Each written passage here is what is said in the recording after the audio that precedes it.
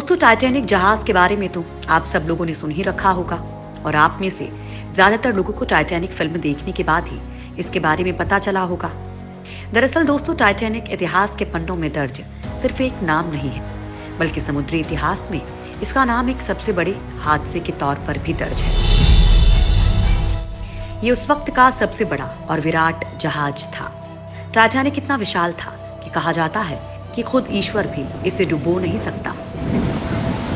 लेकिन अपनी पहली ही यात्रा के दौरान ये एक आइसबर्ग से टकराकर महज 2 घंटे 30 मिनट में समुद्र में समा गया था।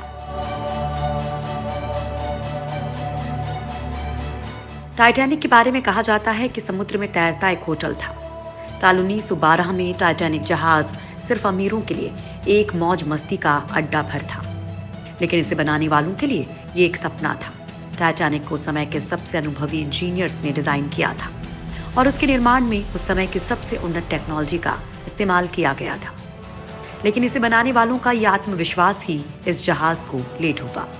इस जहाज का मलबा 35 साल पहले खोजा गया था। भारी भरकम मशीनों की मदद से समंदर की गहराइयों से इसका मलबा ढूंढ निकाला गया था। 73 साल तक दुनिया की नजरों से दूर ये जहाज समुद्र की अनंत गहराई में पड़ा था। इतने सालों के बाद जब दुनिया के कैमरों की नजर से इस जहाज को देखा गया तो लोगों की समझ में आया कि ये कितना भव्य और बड़ा जहाज था। लेकिन ना डूबने वाला ये जहाज आखिरकार अपने पहले ही सफर में डूब गया। दोस्तों, अब इस जहाज को लेकर एक बड़ा खुलासा हुआ है। इस खुलासे को जानकर आप लोग भी चौंक जाएंगे कि आने वाले 20 से 30 सालों में इस जहाज का अस्तित्व खत्म हो जाएगा।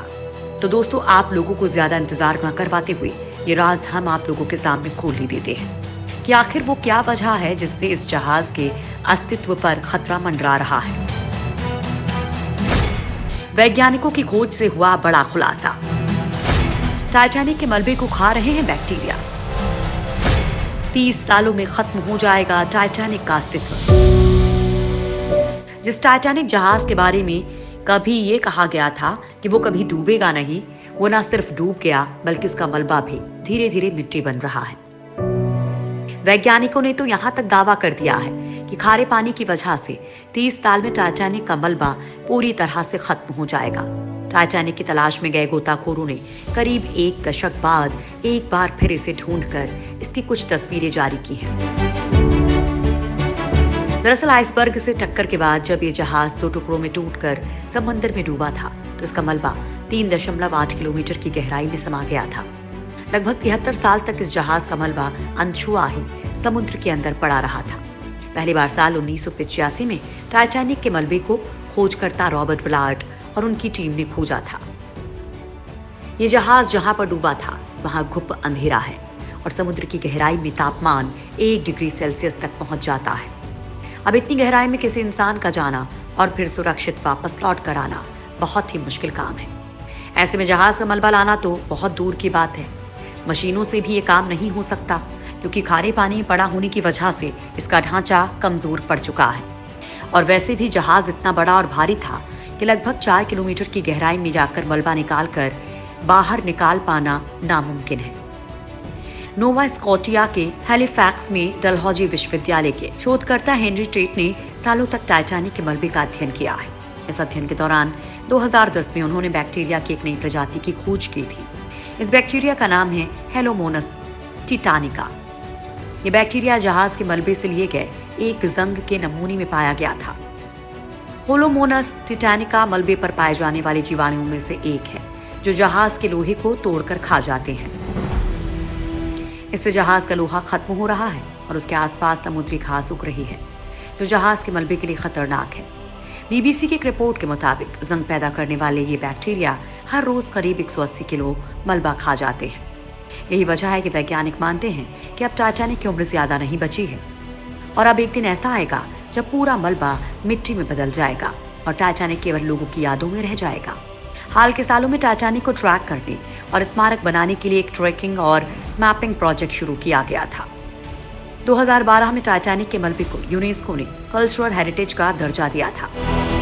30 सालों में टाइटैनिक तो पूरी तरह से खत्म हो जाएगा, लेकिन खोजकर्ता उसके अंदर मौजूद सामानों को निकालने की कोशिश में जुटे हैं। हालांकि इसके लिए इजाजत लेनी पड़ती है। और अब ऐसा माना जा रहा है कि दुनिया का पहला SOS कॉल देने वाला टेलीग्राफ उपकरण जो टाइटैनिक में लगा है उसे निकाला जाएगा। टाइटैनिक से निकाली जाएगी टेलीग्राफ मशीन।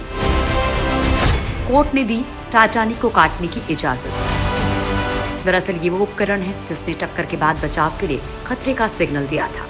जहाज के साथ ये भी समंदर के अंदर समा गया था। इस मार्कोनी टेलीग्राफ को निकालने के लिए 108 सालों बाद आखिरकार टाइटैनिक को काटने की अनुमति दी गई है। इसी बीच वर्जीनिया के फेडरल जज रेबेका बीच स्मिथ ने ऐतिहासिक और सांस्कृतिक तौर पर बेहद अहम इस टेलीग्राफ को निकालने के लिए जहाज को काटने की अपील पर हस्ताक्षर कर दिए हैं। उन्होंने स्वीकार किया है कि टेलीग्राफ जहाज के अंदर तबाह हो सकता है। टेलीग्राफ को जहाज से निकालकर टाइटैनिक के बड़े नुकसान की तबाही से बचाने में योगदान देगा।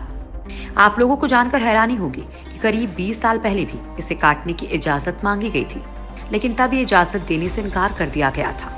टाइटैनिक की लोकप्रियता को भुनाने के लिए इसे बनाने वाली ब्लू स्टार कंपनी दोबारा टाइटैनिक नाम से बिल्कुल वैसा ही एक और विशाल जहाज बनाने का ऐलान कर चुकी है और जल्दी फिर से समंदर में राज करने के लिए तैयार हो जाएगा।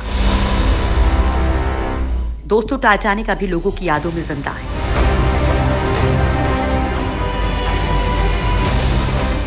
इसी जहाज के नाम पर बनी फिल्म को भी बड़ी सफलता हासिल हुई थी। पूरी दुनिया में ब्लॉकबस्टर साबित हुई इस फिल्म को 11 ऑस्कर भी मिले थे। लेकिन आने वाले 30 सालों में ये जहाज समंदर की अनंत गहराइयों से भी गायब हो जाएगा।